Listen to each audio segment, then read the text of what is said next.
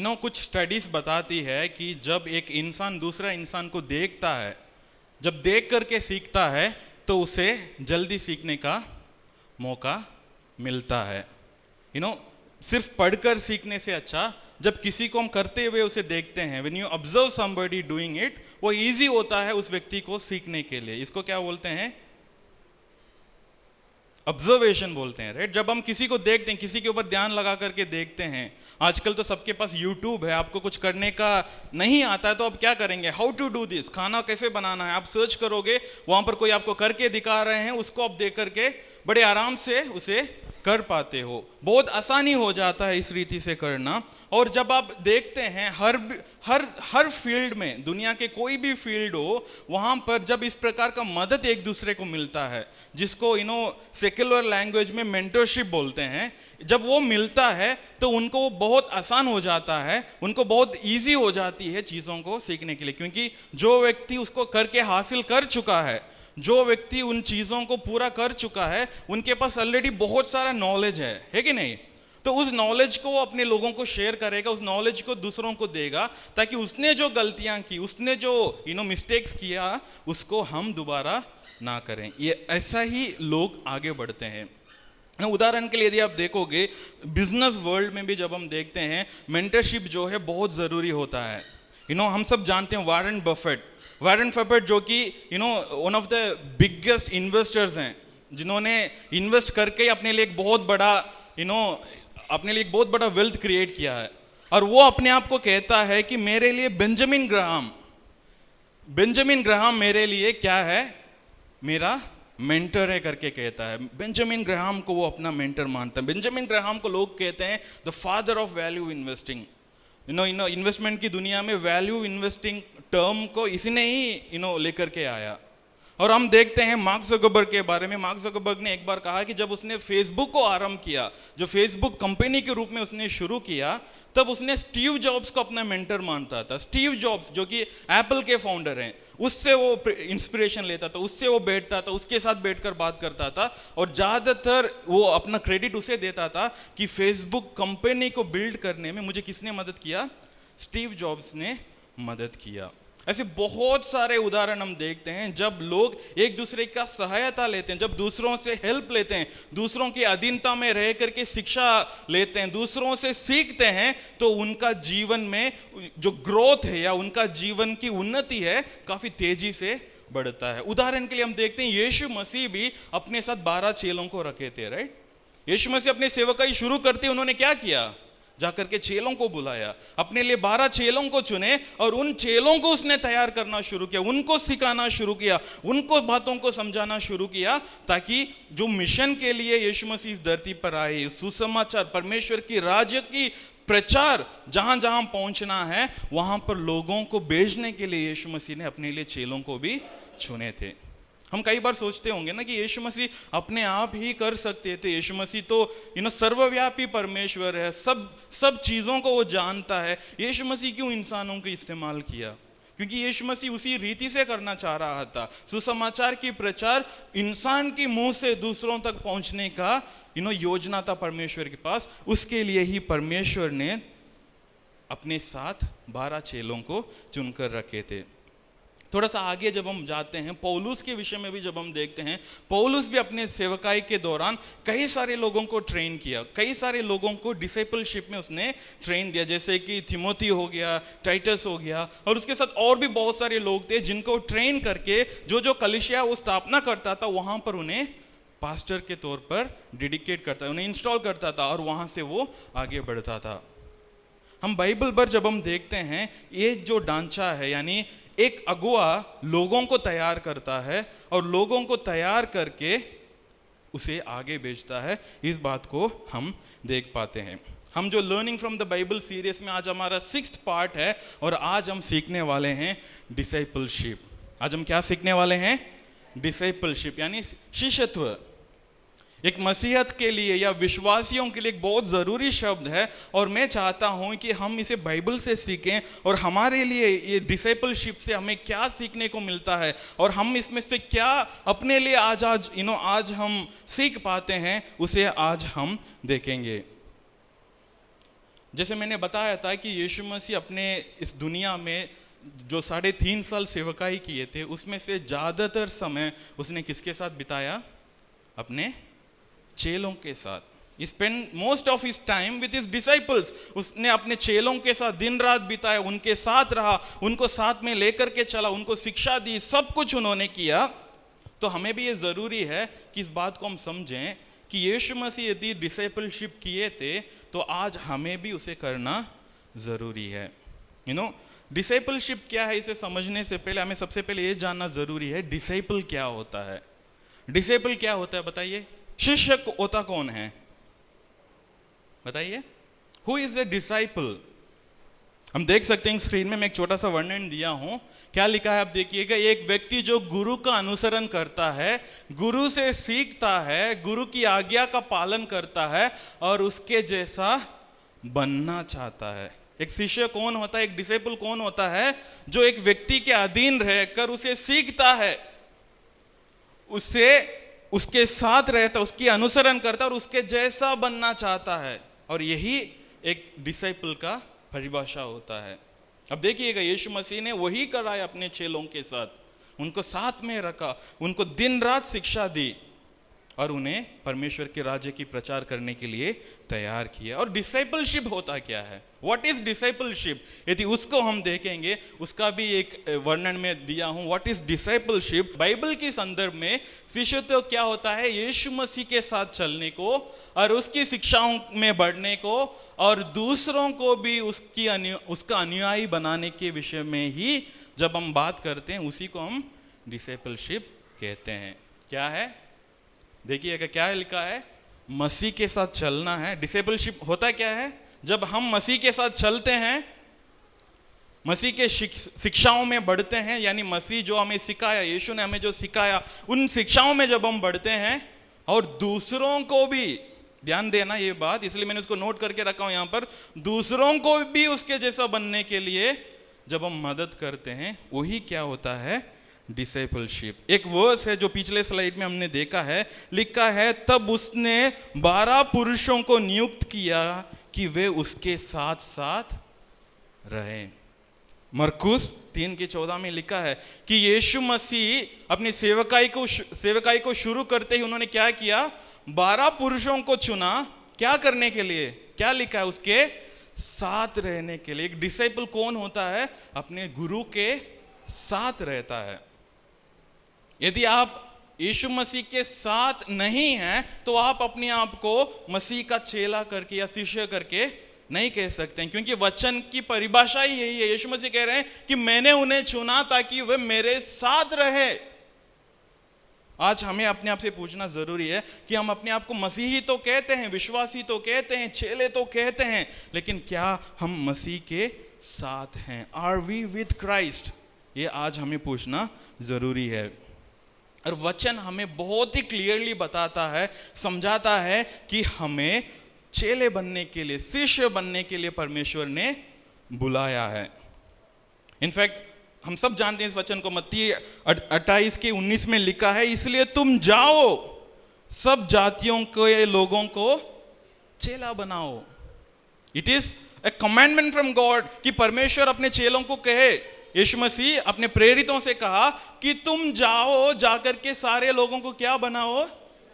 चेला बनो। That is the first commandment. उस महान आदेश में सबसे पहला आने वाली जो कमांडमेंट क्या है? जाना है और लोगों को क्या बनाना है? चेला बनाना है। और यही आज कलीसिया का भी काम है। और जैसे परमेश्वर के जो क्या कहते हैं, परमेश्वर के जो शिष्य थे या चेले थे, उन्होंने उसको आगे किया, वो जाग करके चेले बनाने लगे।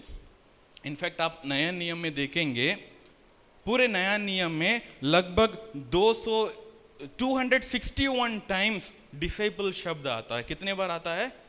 261 टाइम्स। और आउट ऑफ दैट 233 टाइम्स वो सिर्फ सुसमाचारों में आता है। मत्ती, मरकुस, लूका और यूहन्ना, इन चारों में 233 टाइम्स आता है। और बची हुई 28 जो है वो प्रेरितों के काम में आता है। और उसके बाद रोमियो से लेकर के प्रकाशित वाक्य तक कहीं पर भी डिसाइपल शब्द नहीं आता। डिसाइपलशिप यीशु मसीह ने जो चीज़ शुरू किया, यीशु मसीह ने जिन चीज़ों को आरंभ किया उसी के इर्द गिर्द था। यीशु मसीह ने चेलों को चुना, यीशु मसीह ने उन्हें तैयार किया और उनको एक आदेश दिया कि तुम जाओ, जा करके दूसरों को क्या बनाओ, चेला बनाओ। अपने चेला नहीं, मेरे चेले बनाओ। यीशु मसीह के चेले उन्हें हमें बनाना है। तो आज जब हम इस डिसाइपलशिप के ऊपर मनन करने वाले हैं, मैं आप लोगों से 2 सवाल उठाना चाहता हूँ, 2 इंपॉर्टेंट क्वेश्चंस, और इसी सवाल के जवाब के तौर पर आज हम मनन करेंगे। और 2 सवाल क्या है कि क्या आप यीशु मसीह के शिष्य हैं? Are you a disciple of Jesus Christ? और दूसरी सवाल है, क्या आप दूसरों को शिष्य बना रहे हैं? Are you discipling others? यही 2 सवाल है जो आज मैं आप लोगों से पूछना चाहता हूँ। क्या आप मसीह के चेले हैं? क्या आप यीशु मसीह के शिष्य हैं? और क्या आप दूसरों को शिष्य बना रहे हैं? क्योंकि यीशु मसीह के वचन के अनुसार जो व्यक्ति अपने आप को मसीह का चेला बताता है, उसके पास एक आदेश मिल चुका है। वो आदेश क्या है कि उसे जाकर के दूसरों को चेला बनाना है, उसे शिष्य बनाना है। और ये एक ऑप्शनल काम नहीं है। यीशु मसीह ने ये नहीं कहा कि तुम अपने घर परिवार को अच्छे से देख लो और उसके बाद समय मिला तो जाकर के किसी को चेला बना देना। परमेश्वर ने ऐसा नहीं कहा। यह हमारा प्रथम आज्ञा है परमेश्वर की उस महान आदेश में कि हमें दूसरों को शिष्य बनाना है।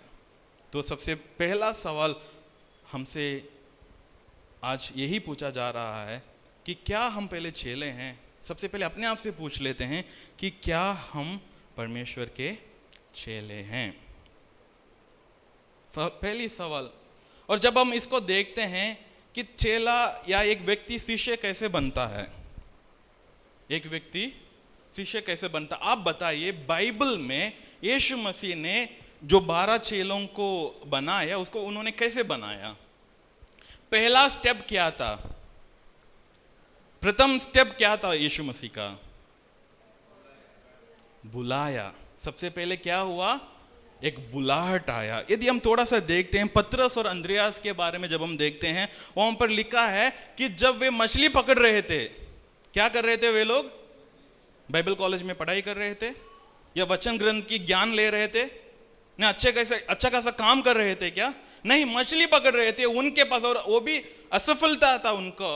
वहां पर कोई भी मछली नहीं मिल रहा था। यीशु मसीह वहां गया, वहां पर एक चमत्कार दिखाया और उसके बाद क्या कहा? तुम मेरे पीछे हो लो। और उसके बाद जेम्स और जॉन को जब हम देखते हैं, याकूब और योना को भी देखते हैं, वो अपने पिता के साथ बैठकर अपनी जालियों को तैयार कर रहे थे, नेट्स को तैयार कर रहे थे कि वो भी दूसरा ड्यूटी में जाएं। उनको भी यीशु मसीह ने बुलाया, तुम मेरे पीछे हो लो। तो वो लोग यीशु मसीह के पीछे होने लगे। फिलिप्पुस के बारे में जब हम देखते हैं, यीशु ने फिलिप्पुस को देखा, उससे बुला करके कहा कि तुम मेरे पीछे हो जाओ।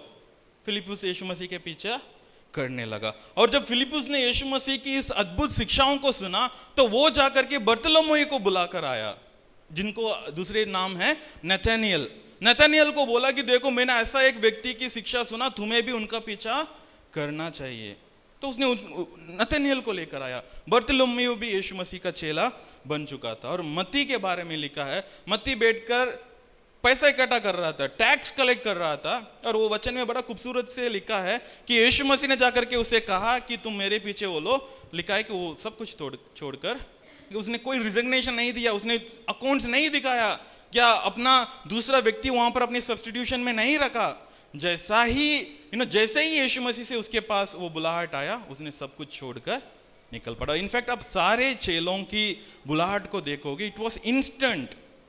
जैसे ही बुलाहट उनके पास आई, वो लोग यीशु मसीह के पीछे चलने लगे। तो आज सबसे पहली सवाल जो हम जवाब ढूंढ रहे हैं, क्या हम मसीह के चेले हैं? तो इसका जवाब ये बनता है कि जब तक यीशु मसीह हमें नहीं बुलाएंगे तब तक हम चेले नहीं बन सकते।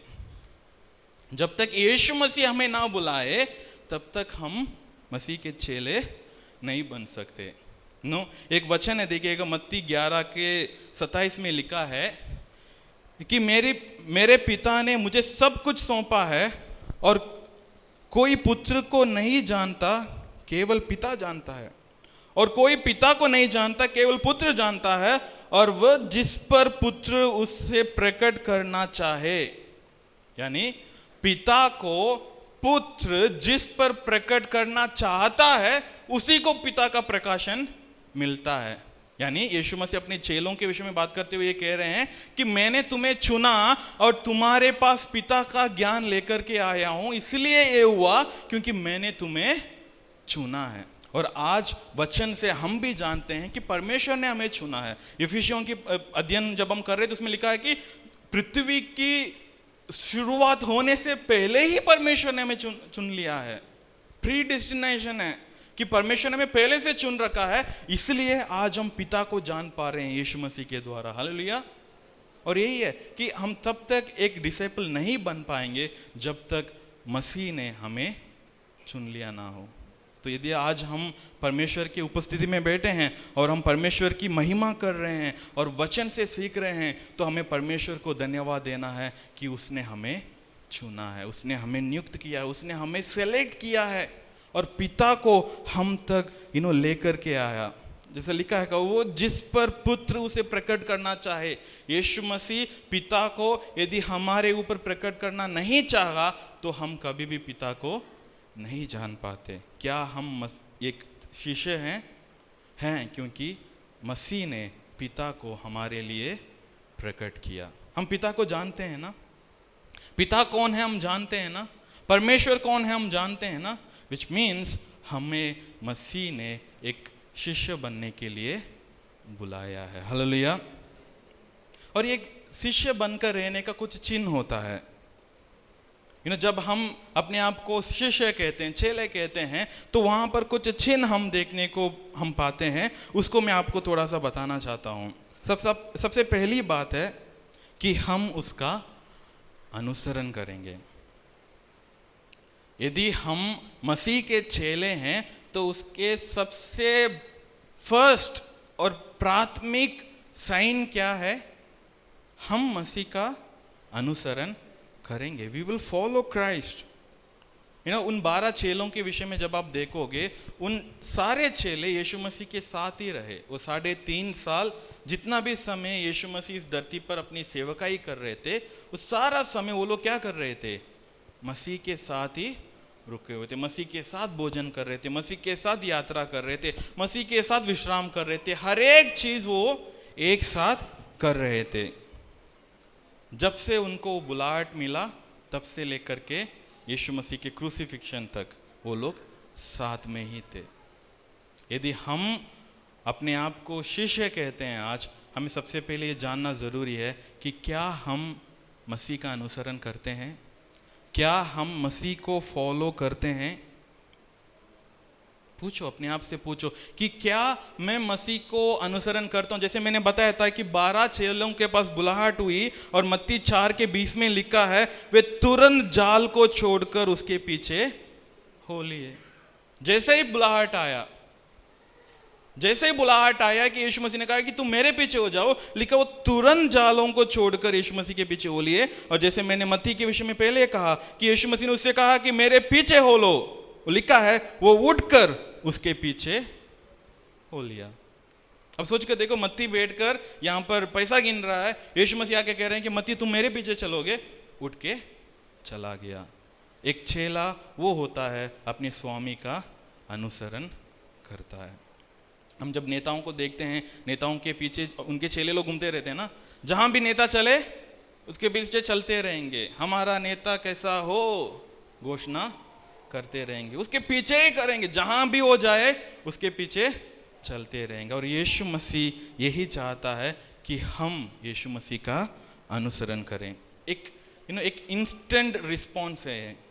और उसके बाद जब हम देखते हैं यीशु मसीह के पास कुछ और लोग भी आए थे, कुछ और लोग भी आकर के कह रहे थे कि यीशु मसीह हम आपके पीछे होना चाहते हैं, हम आपके अनुसरण करना चाहते हैं। किसी ने कहा कि यीशु मसीह मेरे माता पिता को दफनाने दो, उसके बाद मैं आऊंगा। किसी ने कहा कि मैं आपके पीछे आ जाऊंगा, तो यीशु मसीह ने कहा कि सारी सुविधा बाकी लोगों के पास है लेकिन मेरे पास कोई सुविधा नहीं है, क्योंकि यीशु मसीह जानता था उनका अनुसरण करने का रीजन क्या है। यीशु मसीह के पास 12 चेले थे लेकिन यीशु मसीह के पीछे हजारों में लोग घूमते थे। क्यों? वो लोग यीशु मसीह के चेले नहीं थे। ऑफ कोर्स वो लोग यीशु मसीह का पीछा कर रहे थे, लेकिन किसी और कारण के लिए, कुछ खाने को मिल जाए, कुछ चमत्कार दिख जाए, उस बात के लिए कर रहे थे। लेकिन यीशु मसीह जिनको चुना था वो एक मकसद के साथ उनके साथ रुके हुए थे और यीशु मसीह का अनुसरण कर रहे थे। तो क्या आप मसीह का शिष्य हैं? Are you a disciple of Jesus Christ? उसे समझने के लिए सबसे पहले आपको ये बात जानना जरूरी है कि क्या आप मसीह को अनुसरण करते हैं। आपके जीवन में आपके आगे कौन है जिसको आप फॉलो करते हो? आजकल जो टीन बच्चे जो हैं वो काफ़ी सारे चीज़ों को अपना आइडल बनाते हैं और उनके जैसा बनना चाहते हैं, उनके जैसा अपना सब कुछ बनाते हैं, हर चीज़ों को उनके जैसा ही रखना चाहते हैं। और मसीह चाहता है कि हम उसका अनुसरण करें, that we must follow him. यीशु मसीह का अनुसरण हमें करना चाहिए। अब सोच कर देखो कि जब यीशु मसीह ने अपने चेलों को बुलाया और उसके बाद यीशु मसीह कभी कफरनहूम में रहता, कभी गलील में रहता, कभी समारिया चला जाता, कभी यरूशलेम चला जाता, वो घूम करके सेवकाई करता। तो सोच कर देखो कि चेले लोग सब अपने परिवार को छोड़कर आ गए, अपने माँ बाप को छोड़कर आए, अपने रिश्तेदारों को, दोस्तों को, सबको छोड़कर आ गए। और इसलिए एक बार पतरस ने यह भी कहा कि यीशु मसीह, हम तो आपके नाम से सबको छोड़कर आए, हमें क्या मिलेगा? कि सच में उन लोगों ने त्यागा। यीशु मसीह का अनुसरण करना एक आम काम नहीं है, उसमें बलिदान होती है, उसमें सैक्रिफाइस, उसमें डिनायल होता है।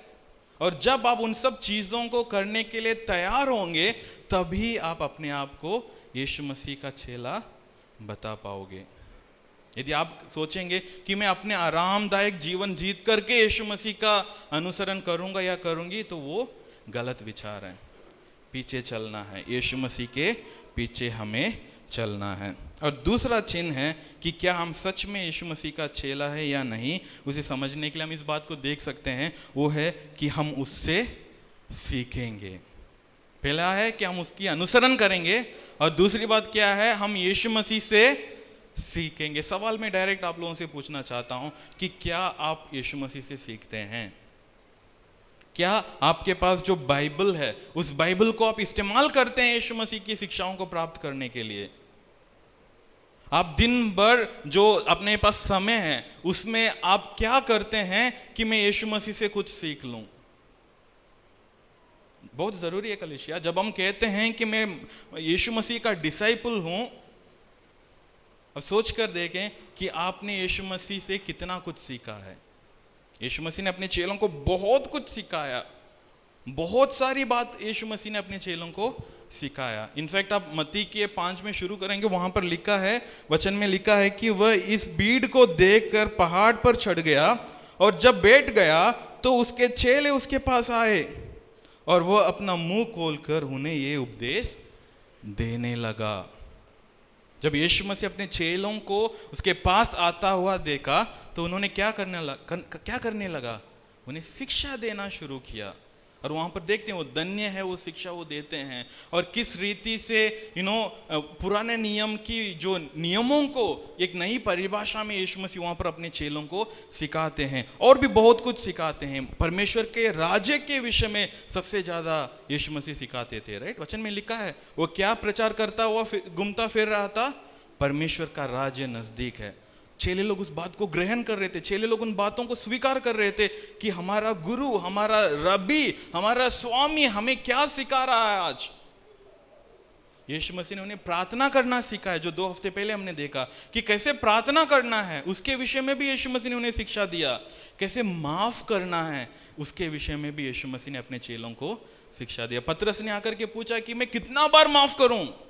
यीशु मसीह ने वहां पर वो शिक्षा दिया कि माफ करना क्या होता है।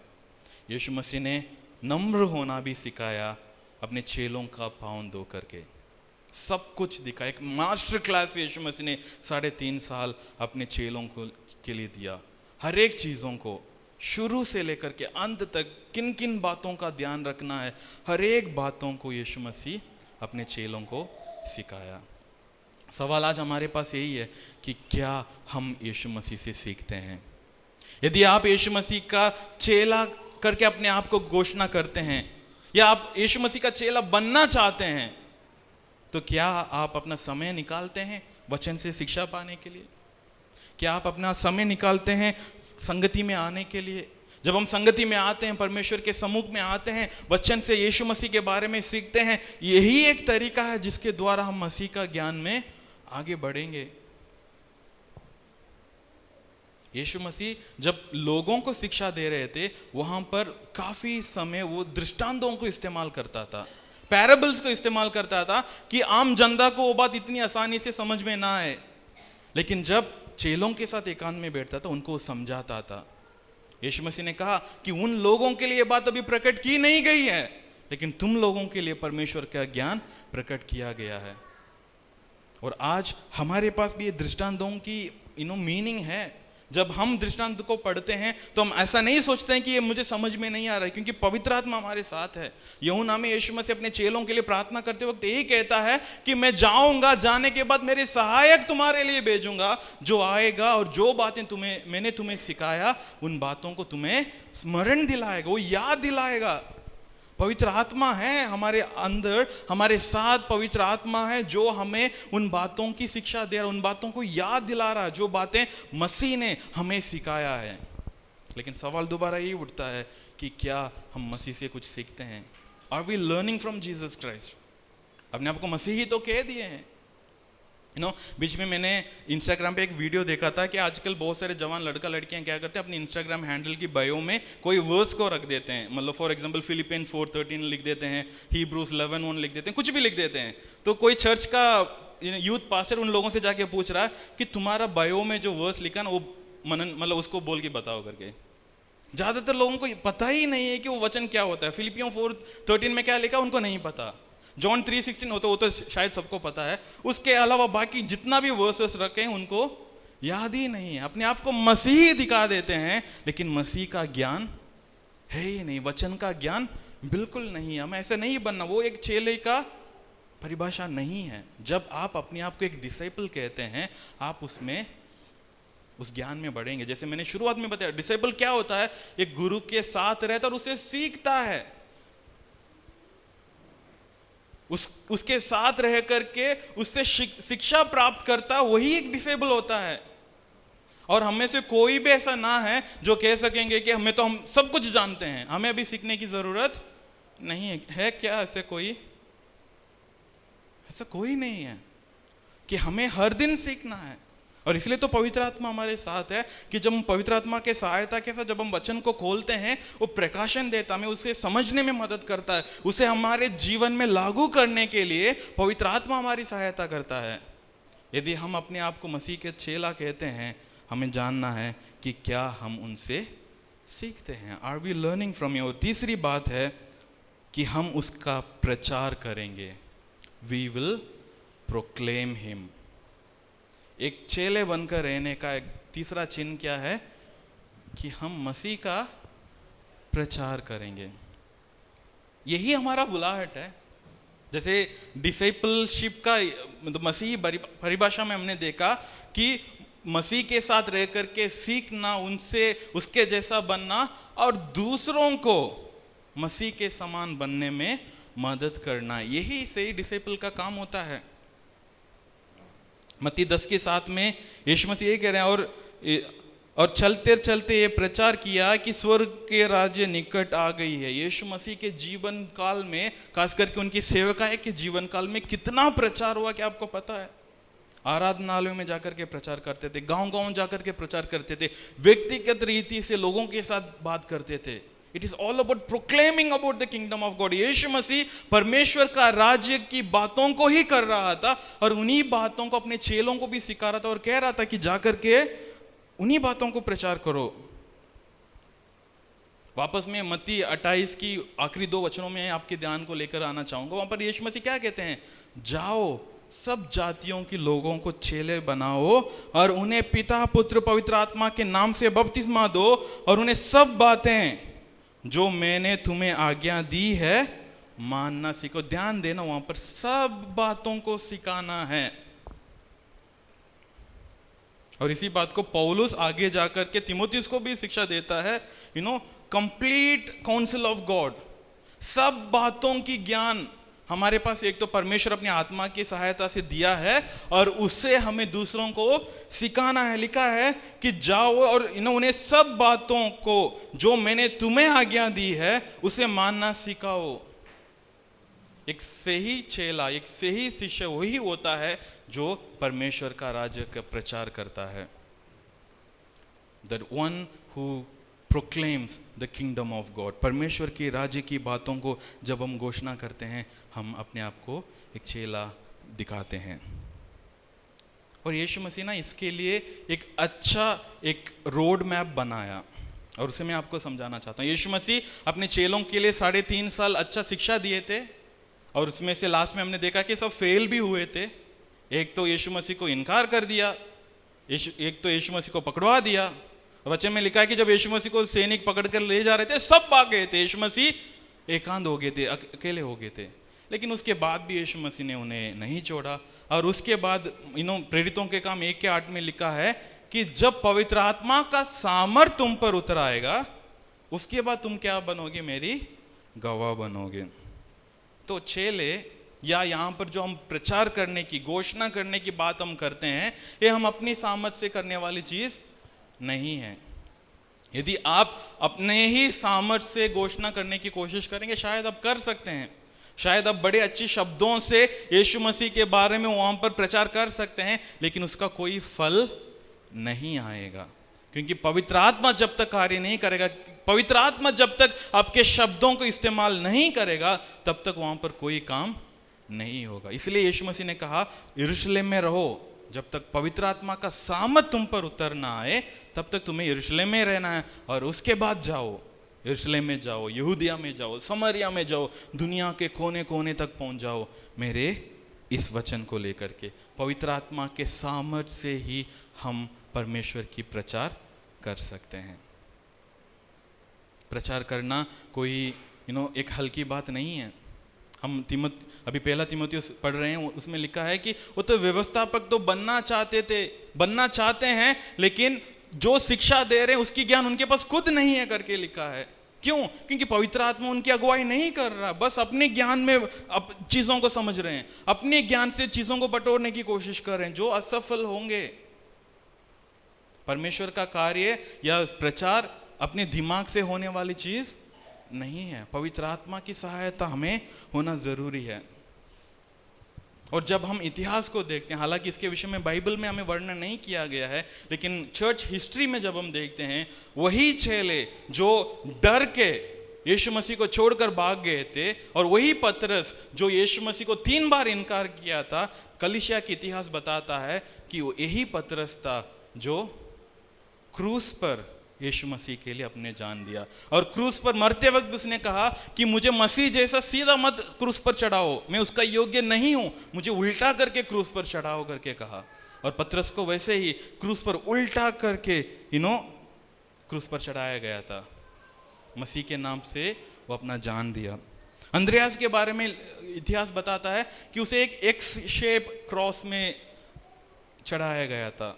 एक्स शेप में उस तरीके के क्रॉस में उसको लटकाया गया था। ये सब डर के भागने वाले लोग थे। याकूब के विषय में, यीशु मसीह के साथ 2 याकूब थे। पहला याकूब के विषय में इतिहास ये बताता है कि उसका सर काटकर उसे खत्म किया गया था। क्यों? सुसमाचार बड़ी सामर्थ्य से प्रचार कर रहा था। बर्तलोमेऊ के बारे में लिखा है, और मैं इसको बोलना कैसे नहीं समझ पा रहा हूं, कि उसकी स्किन को पहले निकाला गया था जिंदा, पहले स्किन को जिंदा निकालकर फिर उसका सर काटा गया था कि उसको इतनी दर्द दे करके मारे। मत्ती के बारे में, जो बैठ करके पैसा कलेक्ट कर रहा था, उसके बारे में इतिहास बताता है कि उसे स्टैब करके, चाकू से घुसा मार के उसे मारा गया था। तोमा के बारे में हम जानते हैं, हमारे देश में उसे स्पीयर से मार के, जब वो घुटनों में होकर के प्रार्थना कर रहा था, उसके बालू से उसको मारकर उसे मारा गया था। याकूब, दूसरा याकूब के बारे में लिखा है कि एक मंदिर में जब वो परमेश्वर की प्रचार कर रहा था, वहां की मूर्तियों के सामने जब वो प्रचार कर रहा था, उस मंदिर की मंजिल से उसे नीचे गिरा करके उसे मार दिया गया था। और तदेउस के बारे में है, उसको भी एक्स से टुकड़ा टुकड़ा करके खत्म किया करके। सिर्फ चेलों में से सिर्फ यूहन्ना ही एक था जो एक नेचुरल डेथ मरा। बाकी सारे चेले जो डर के भाग रहे थे, यीशु मसीह के साथ रह करके प्रार्थना करना नहीं चाह रहे थे, जैसे ही सैनिकों ने यीशु मसीह को पकड़ा, यीशु मसीह को छोड़ करके भाग चुके थे। लेकिन कुछ ही सालों के बाद इतिहास हमें बताता है कि सब मसीह के नाम से अपने जान को दे दिए। क्यों? क्योंकि सामर्थ, पवित्र आत्मा का सामर्थ उन पर उतर आया और वे समझ गए थे कि हमारा काम क्या है, घोषणा करना है, परमेश्वर का घोषणा करना है। हमने देखा है पौलुस के जीवन में, जब हम पढ़ते हैं इफिसुस शहर में पौलुस को इतना मारा गया था कि लोगों को लगा कि ये तो मर चुका है, उसको शहर के बाहर छोड़कर चले गए थे। वो वहां से उठकर अगला दिन दूसरे शहर में जाकर के वहां पर प्रचार करने लगा, आराम भी नहीं लिया, नेक्स्ट डे करके लिखा है। क्यों? क्योंकि वो लोग जानते थे कि हमें घोषणा करने के लिए बुलाया गया है, हमें प्रोक्लेम करने के लिए बुलाया गया है और हम इस मौके को नहीं छोड़ेंगे। Are we a disciple of Jesus Christ? क्या हम मसीह के चेले हैं? तो हमें 3 बातों को ध्यान देना है कि क्या हम यीशु मसीह का अनुसरण करते हैं, क्या हम यीशु मसीह से सीखते हैं, और क्या हम उसकी घोषणा करते हैं।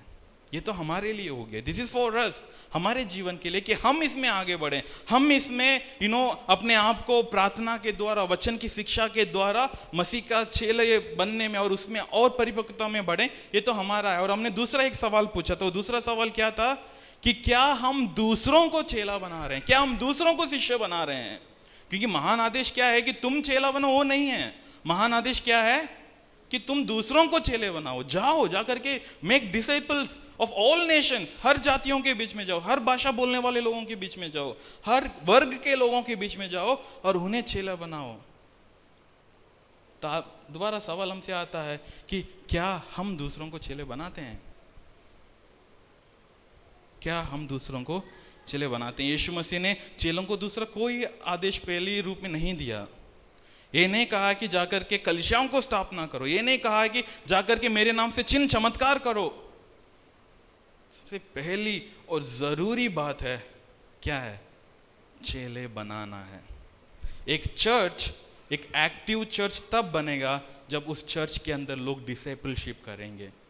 मैं इसको आपको और अच्छे से समझाऊंगा जैसे अभी हम आगे बढ़ेंगे। चर्च के पास और कोई बिजनेस नहीं है। हाँ, आप हजारों कमेटी रख लो, हजारों मिनिस्ट्रीज कर लो, कोई बात नहीं, लेकिन आपका प्रथम और सबसे मेन फोकस क्या होना चाहिए? चेले बनाना। कि क्या आप पहले मसीह के चेले हो उसको सुनिश्चित करो और उसके बाद आगे बढ़ो, दूसरों को मसीह के चेला बनाओ। मसीह जीवन एक एक्टिव क्रिश्चियन लाइफ इसलिए कहते हैं। ऐसा नहीं कि आपने एक दिन उठकर यीशु मसीह को ग्रहण कर लिया, अपने पापों को अंगीकार कर लिया और उससे आपका जिंदगी खत्म हो गया, ऐसा नहीं है। वहां से शुरू हो रहा है और उसके बाद इन चीजों में आगे बढ़ना है, मसीह के ज्ञान में बढ़कर, और आगे जाकर के लोगों को बताना है। क्या आप उस बिजनेस में हो जहां पर आप दूसरों को चेला बनाते हो? सबसे पहले मैं आप लोगों से एक सवाल पूछना चाहता हूँ, क्या आप किसी के अधीन में हो, मेंटरशिप में या डिसेबलशिप में? बहुत ज़रूरी है, क्योंकि हमें भी तो सीखना है। मैं आज यहाँ पर खड़े होकर के परमेश्वर का वचन की प्रचार करता हूँ तो इसका मतलब ये नहीं कि मैं सब कुछ जानता हूँ, मुझे भी सीखना है। तो मैं भी किसी के अधीन रहूँगा, उनके साथ हूँ मैं, और उनसे मैं अपनी बातों को शेयर करता हूँ और उनके साथ प्रार्थना करता हूँ, और उनके परमेश्वर उन्हें मेरे लिए इस्तेमाल करता है कि मैं और सीखूँ और प्रभावित हूं और इंस्पायर्ड हूं। और ये तो आपके लिए है, और आपके नीचे भी लोग होना चाहिए। आप भी लोगों को तैयार करना जरूरी है। जैसे नतनिएल के बारे में लिखा है ना, सॉरी फिलिपिस के बारे में लिखा है कि वो क्या किया, नतनिएल को लेकर के आ गया। उसने यीशु मसीह को देखा, उसको लगा कि यीशु मसीह कितना अच्छा है, चलो भाई तुम भी मेरे साथ आ जाओ। यही है शिष्यत्व, कि आप यीशु मसीह कितना भला है उसे जानते हैं, आप यीशु मसीह कितना अच्छा है उसे जानते हैं, और आप अपने परिवार को, अपने दोस्तों को, अपने अपने बच्चों को, अपने स्पाउस को लेकर आते हैं और कहते हैं कि चलो हम इसकी चेला बनते हैं। यही है हमारी बुलाहट। ये शुरू होता है आपके घर से। It starts from your home. कहां से शुरू होता है? बताइए, कहां से शुरू होता है? आपके घर से स्टार्ट होता है। आपको बाहर जाने की जरूरत नहीं। यीशु मसीह ने भी ये कहा कि यरूशलेम में रहो, और सामर्थ पाने के बाद भी काफी साल तक चेले लोग कहां पर सेवकाई कर रहे थे? यरूशलेम के अंदर। सारे प्रेरित लोग यरूशलेम में ही थे। आपको शुरू करना है घर से। और खास करके सारे हस्बैंड से, पुरुषों से मैं अनुरोध करूंगा कि आपको ये ड्यूटी सीरियसली लेना है। You are the head of the family, आप उस परिवार का सर हो और आपको ये काम सौंपा गया है कि आप अपने पत्नी को, अपने बच्चों को प्रभु में आगे बढ़ाओ। Help them to grow in the Lord, एक एग्जाम्पल बनकर दिखाओ उनके लिए, उन्हें प्रभु के वचन में, उसकी ज्ञान में आगे बढ़ने में मदद करो। घर में प्रार्थना, वचन पढ़ना, ये सब होना जरूरी इसलिए है क्योंकि इसी के द्वारा हम शिष्यत्व में एक परिवार के रूप में आगे बढ़ सकते हैं। माताओं के लिए सबसे जरूरी बात है अपने बच्चों को परमेश्वर का वचन का ज्ञान देना है। हम अपने बच्चों को दुनियावी ज्ञान देते हैं, बहुत जरूरी है, उन्हें उसमें भी आगे बढ़ने में मदद करना है, लेकिन ये बात ना भूलें कि आपके बच्चे परमेश्वर के वचन के ज्ञान रहित जीवन जी रहे हैं। दुनिया पाप से भरा हुआ है, दुनिया जवान बच्चों को उस पाप की चंगुल में फंसाने के लिए हर दम तैयार है। माता होने के नाते, पिता होने के नाते आपको चुनना है कि किस रीति से मैं अपने बच्चे को यीशु मसीह के पास लेकर के आऊंगा। डिसेबल बनकर रहो और बच्चों को डिसेबलशिप में आगे बढ़ाओ। और दूसरी बात है कि चर्च में करना शुरू करो, कलीसिया के अंदर आपके पासवान की मदद के साथ आप ऐसे लोगों को चुनो जो विश्वास में नए हैं, प्रभु को नए नए जान रहे हैं, उनको शिक्षा देना शुरू करो, उनके साथ बैठो, उनसे बात करो, उनको वचन पढ़ने में, उनको वचन समझने में मदद करो। उनको आप टाइम दो कि वो आपको कॉल कर सके और पूछ सकें कि सिस्टर और ब्रदर, मैंने आज ये वचन पढ़ा लेकिन मुझे समझ में नहीं आ रहा, आप प्लीज मुझे बताइए। जरूरी है। एक चर्च में पास्टर सब लोगों के ऊपर ध्यान नहीं दे सकता, मैं सीधा सीधा आपको बता रहा हूं। पासवान का काम है कलीसिया के लोगों को परमेश्वर का वचन का ज्ञान देना, हो तो करते ही हैं सारे पासवान, लेकिन डिसेबलशिप में सारे चर्च मेंबर्स को पासवान मदद नहीं कर सकते, क्योंकि इसमें 1 to 1 होता है, व्यक्तिगत रीति से आपको बैठना पड़ता है, बातों को सुनना पड़ता है, तो उसको आपको एक दूसरों को करने में मदद करना है। जो विश्वास में अपने आप को मैच्योर समझते हैं वो दूसरों को मदद करें प्रेम से। कलीसिया में शुरू होती है और कलीसिया में आपको इसे करना है। सवाल है कि आप कैसे दूसरों को डिसेबलशिप कर सकते हो। How can you make others disciples, how can you disable others. 3 बातें मैं यहां पर भी आपको बताना चाहूंगा, फिर हम प्रार्थना के साथ समाप्त करेंगे।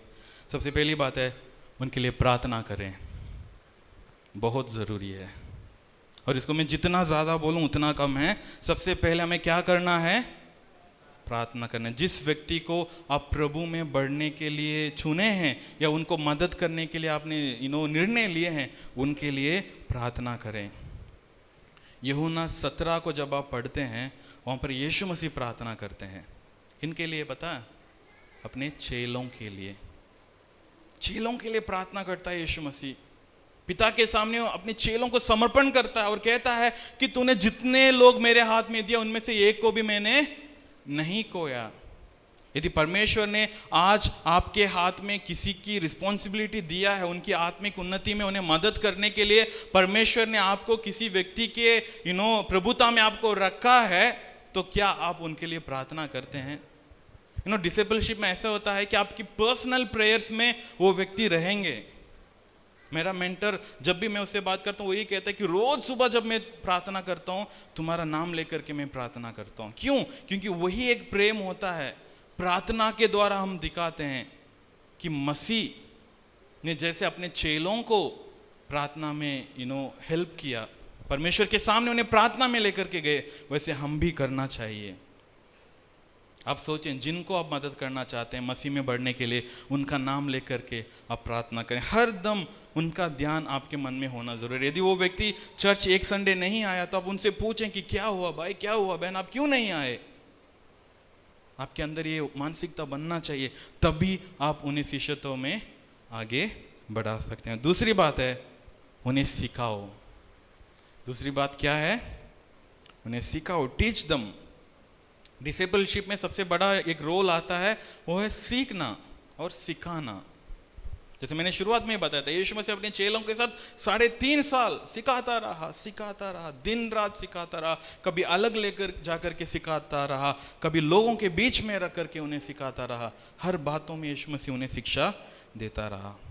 और आज हम अपने आप को डिसिपलशिप में ला रहे हैं, हम किसी और को प्रभु में बढ़ने के लिए मदद कर रहे हैं कि आप समय निकालो उन्हें सिखाने के लिए। उदाहरण के लिए, जब यहाँ पर परमेश्वर का वचन खत्म होती है, आपने नोट्स लिया होगा, अब उनके साथ बैठो या घर जाकर उन्हें फ़ोन करके बात करो, उनसे पूछो कि क्या आज का वचन आपको समझ में आया, या कुछ बातें आपको समझ में नहीं आए तो क्या मैं आपको मदद करूं। वचन की ज्ञान बांटने से बढ़ता है, सच में ये सही है। जब आप अपनी थॉट्स को शेयर करते हैं, जब हम बाइबल स्टडी में यही करते हैं, मैं जो सीख करके आया मैं आपको बताऊंगा और आपने जो उसमें से समझा आप मुझे बताओगे। जब हम आपस में उसे बांटेंगे, हम एक दूसरे को परमेश्वर के ज्ञान में बढ़ने में मदद करेंगे। परमेश्वर के साथ समय बिताओ, और आपके घरों में आत्मिक पुस्तक होना ज़रूरी है। आजकल हिंदी भाषा में भी बहुत सारे अच्छे अच्छे मसीही किताब आ चुके हैं। महीने में कम से कम 200-300 रुपये उसके लिए रखो कि एक बुक लें कोई आत्मिक विषय के ऊपर, उस बुक को लेकर के पढ़ें और दूसरों को सिखाएं। बहुत ज़रूरी है। मसीही जीवन शिक्षा से बनने वाले जीवन है। सच में आप जितना सीखोगे, जितना वचन को पढ़ोगे, जितना वचन के ज्ञान में आगे बढ़ोगे, उतना आप परमेश्वर के बारे में जानने लगोगे, और यहाँ के संदर्भ में उतना आप दूसरों को परमेश्वर के पास लेकर के आ पाओगे। और तीसरा और आखिरी बात है, उनके साथ धैर्य रखें। Have patience with them. उनके साथ क्या रखना है? आपको धैर्य रहना है। ऐसे नहीं कि आज आपने किसी को चुन लिया, आज आपने उनके ऊपर हाथ रख के प्रार्थना कर लिया, उनसे आपने बोल दिया कि आज से मैं आपको डिसिपलशिप में मदद करूंगा तो कल वो एक अच्छा व्यक्ति बन जाएगा। ऐसा नहीं, समय लगता है, दुख से भरा हुआ समय होता है।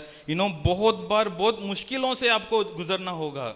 आप किसी के ऊपर इतना प्रेम से उनका चिंता करते हुए आप चीज़ों को करोगे, लेकिन वो समझेगा नहीं आपको। आप कहोगे कि भाई आपको प्रार्थना करना है, लेकिन वो प्रार्थना नहीं करेगा। आप उनको एक छोटा सा होमवर्क दोगे कि इस वचन को पढ़कर आना, वो नहीं पढ़ेगा। लेकिन क्या है, उन्हें पेशेंटली हैंडल करना है। उनके साथ आपको धीरज दिखाना जरूरी। इनफैक्ट आप यीशु मसीह को देखो, सबसे अच्छा उदाहरण है।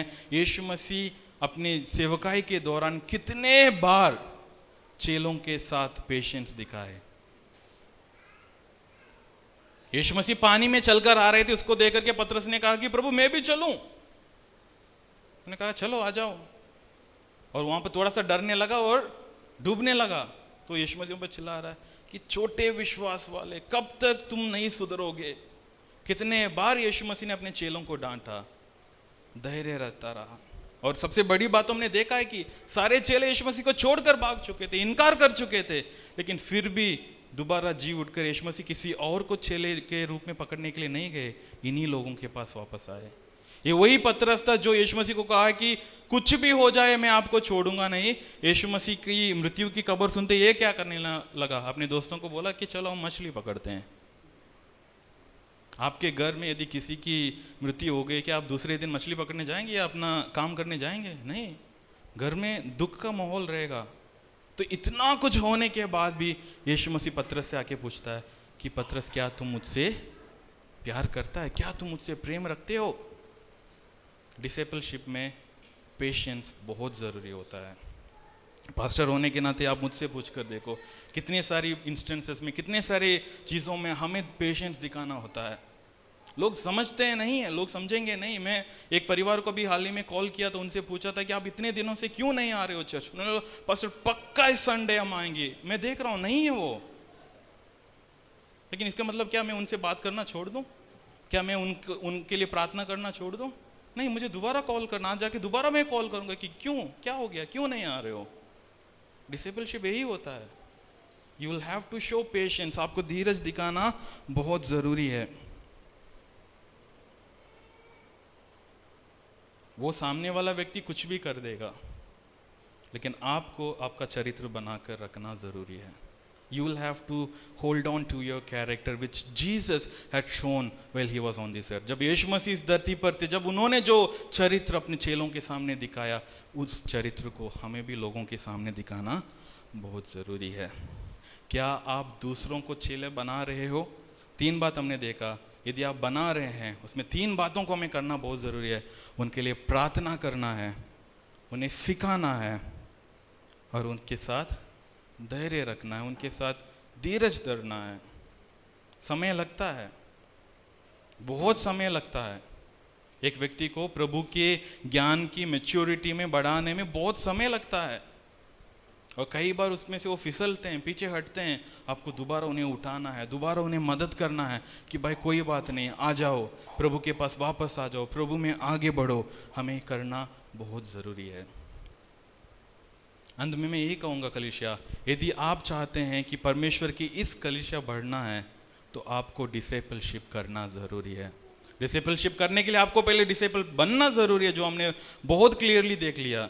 जब तक आप डिसेबल नहीं हो, आप दूसरों को डिसेबल नहीं बना पाओगे। तो पहले अपने आप को उस फाउंडेशन में मजबूत करो और उसके बाद आगे बढ़ो। जाओ अपने परिवार के अंदर बच्चों के साथ। मैं ऐसे माता पिताओं से दुखी होता हूं जब अपने बच्चों को परमेश्वर के वचन की ज्ञान में वो लोग कोई भी शिक्षा नहीं देते हैं।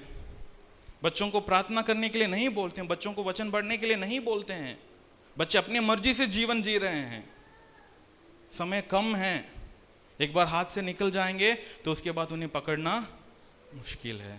समय निकालो, उनके लिए प्रार्थना करो, उनके साथ धीरज रखो, परमेश्वर के सम्मुख में इंतज़ार करो और परमेश्वर आपको मदद करेगा कि हम डिसेपलशिप में आगे बढ़ सके। हालेलुया। लास्ट में मैं आप लोगों को एक पिक्चर दिखाना चाहता हूँ। एक कलीसिया की पिक्चर है, ये साउथ कोरिया में है। इस कलीसिया का नाम है Sarang community church. Sarang community church, ये साउथ कोरिया के जो मेन सिटी है सियोल, वहाँ पर है। और आपको पता है ये चर्च को पूरा कंस्ट्रक्ट करने में, ज़मीन से लेकर के सब कुछ करने में कितना खर्चा हुआ? हमारा इंडियन करेंसी के हिसाब से 1500 करोड़ रुपया। कितना? और ये जो आप बिल्डिंग देख रहे हो ना, ये कोई ग्राउंड फ्लोर में नहीं है, ये बेसमेंट में है। अंडरग्राउंड चर्च, अंडरग्राउंड में 9000 लोग एकत्रित होते हैं। उतना बड़ा हॉल बना है, सोच कर देखो। और ये अपने आप में एक बड़ा चमत्कार है कि शियोल शहर में इनके लिए 2 एकड़ ज़मीन मिला, क्योंकि वो इतनी रियल एस्टेट में काफ़ी बुक्ड जगह रहता है, वहाँ पर ऐसा ज़मीन मिलना बड़ा मुश्किल है। जब आप इसके वेबसाइट जा करके देखोगे ना, वहाँ पर बड़े बड़े अक्षरों में लिखा रहता है कि डिसाइपलशिप। और हमारे एक पासवान इस चर्च को अटेंड करने गए थे और वो आकर के हमें बता रहे थे कि यहाँ का पासवान का प्रचार कुछ खास नहीं है, वर्शिप कुछ खास नहीं है, लेकिन इनका डिसाइपलशिप दुनिया का सबसे बेस्ट है करके। चर्च के जितने भी लोग हैं 2-2, 3-3 की झुंड में मिलते हैं, एक दूसरे को मदद करते हैं। ये चर्च इतना बड़ा क्यों बन पाया? क्योंकि लोग एक दूसरे को मदद कर रहे थे। ग्रास रूट लेवल पर वो लोग मजबूत हो रहे थे। जो नया व्यक्ति प्रभु में आता है उन्हें मदद करते हैं, वो जल्दी से मजबूत होता है, प्रभु को जान लेता है। ऐसा करके इनका डिसेबलशिप का बहुत लेवल्स होते हैं कि जो भी कलीसिया में आता है उनको इसमें जुड़ना ही है। और ऐसा करके आज इस चर्च में 40,000 से ऊपर एक्टिव मेंबर्स हैं। परमेश्वर की महिमा हो, क्योंकि ये संभव है जब हम अपनी सेवा को समझेंगे। कलीसिया बढ़ने के पीछे पास्टर का काम सिर्फ पास्टर का काम ही नहीं है। सिर्फ पास्टर मेहनत करे, सिर्फ पास्टर प्रार्थना करे, सिर्फ पास्टर लोगों से जाकर के सुसमाचार सुनाए, ऐसा नहीं है। हम सबको करना, आप सबको करना है। और यही वचन आपको सिखाता है कि आपको शिष्य बनना है और दूसरों को शिष्य बनाने में मदद करना है। क्यों ना हम सब खड़े हो जाएं परमेश्वर की उपस्थिति में।